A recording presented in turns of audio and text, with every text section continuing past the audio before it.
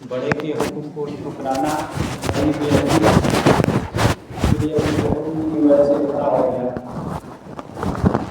دنیا کے اندر تین طبقے کے لوگ، تین طبقے، ایک تو ان لوگوں کا طبقہ ہے جو غریب طبقہ کہلاتے ہیں، مزدور طبقہ کہلاتے ہیں۔ ان کا مقصد صبح ہوتے ہی یہ ہوتا ہے کہ اپنے پیٹ پالنے کا گزارا کسی طرح سے ہو جائے۔ صبح ہوتے ہی وہ محنت اور مزدوری کے لیے چل پڑتا ہے، شام کو اپنے گھر واپس آتا ہے اور جو کچھ ہوتا ہے، آمدنی آتی ہے، اس سے اپنا پیٹ، اپنے بچوں کا پیٹ بھرتا ہے۔ پھر صبح ہوتی ہے تو اس کا یہی عمل ہوتا ہے کہ وہ اپنے روزی کی تلاش میں نکل جاتا ہے۔ اس کو دنیا کی فکر نہیں ہوتی کہ دنیا کے اندر کیا ہو رہا ہے، امریکہ کے اندر کیا ہو رہا ہے، فلسطین کے حالات کیا ہیں، ملکوں کے حالات کیا ہیں۔ ان کو ان چیزوں کی فکر نہیں ہوتی، صرف ان کو اپنی فکر، اپنے اولاد کی فکر کہ کسی وقت دو روٹی کا گزارا ہو جائے، میرا پیٹ بھر جائے۔ دوسرا طبقہ ان لوگوں کا ہے جو درمیانی طبقہ کہلاتا ہے، ان کا پیٹ بھرا ہوا ہے، اب وہ عیش و آرام اور راحت کی چیز مہیا کرنے کی کوشش کرتا ہے، ان کا پیٹ بھرا ہوا ہے۔ ان کو اس بات کی فکر ہے کہ کس طرح سے ہم کو زیادہ سے زیادہ راحت مل جائے۔ اگر اس کے گھر کے اندر کپڑے دھونے کی مشین نہیں ہے تو کوشش ہوتی ہے کہ کپڑے دھونے کی مشین ہے۔ اگر ہمارے گھر کے اندر جو ہے نل نہیں لگا ہوا ہے تو کوشش ہوتی ہے کہ نل لگ جائے۔ اگر جو ہے اور دیگر سہولیات نہیں ہے، چارپائی پر سو رہا ہے تو کوشش ہوتی ہے کہ بیڈ پر سو جائے، بہتر سے بہتر میرے پاس سامان ہو جائے۔ تو دوسرا طبقہ ان لوگوں کا ہے جن کا پیٹ بھرا ہوا ہے لیکن راحت و اسباب جمع کرنے کی فکر میں لگا ہوا ہے۔ اور تیسرا طبقہ ان لوگوں کا ہے جس کا پیٹ بھی بھرا ہوا ہے، جن کے پاس دنیا کے تمام راحت و اسباب موجود ہیں، بہترین گاڑیاں ہیں، بہترین بنگلے ہیں اور اچھی آمدنی ہے۔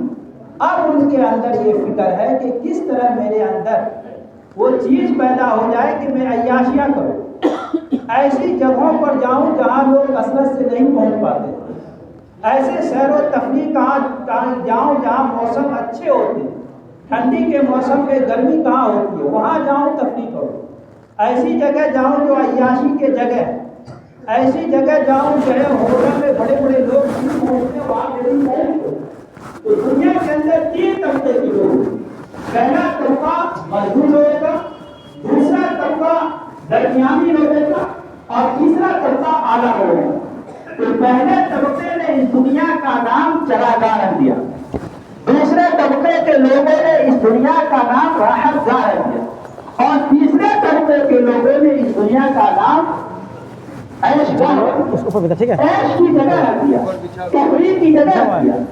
لیکن جس نے اس دنیا کو پیدا کیا اس نے اس دنیا کا نام کیا رکھا؟ اس نے اس دنیا کا نام امتحان کا رکھا کہ جو بھی انسان اس دنیا کے اندر آیا ہے اس کو ایک اس امتحانی مراحل سے گزرنا پڑے گا۔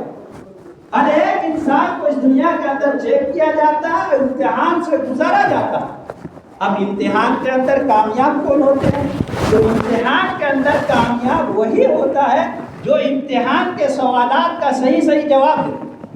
اب ایک طالب علم امتحان دینے کے لیے امتحان ہال میں پہنچتا ہے، اب ممتحن ان کے پاس سوالات پیش کرتے ہیں تو سوال دیکھتے ہوئے کہتا ہے کہ ٹھیک ہے، بہت اچھا سوال، میں اس کا جواب لکھ دوں گا، لیکن مجھے بھوک لگی ہے سر جی، ماسٹر صاحب مجھے بھوک لگی ہے، میرے لیے بریانی کا انتظام کر دیجیے، سموسے کا انتظام کر دیجیے، میں اپنا پیٹ بھر لوں گا، وقت ملے گا آپ کا پرچہ لکھوں گا ورنہ آپ کا پرچہ آپ کو مبارک۔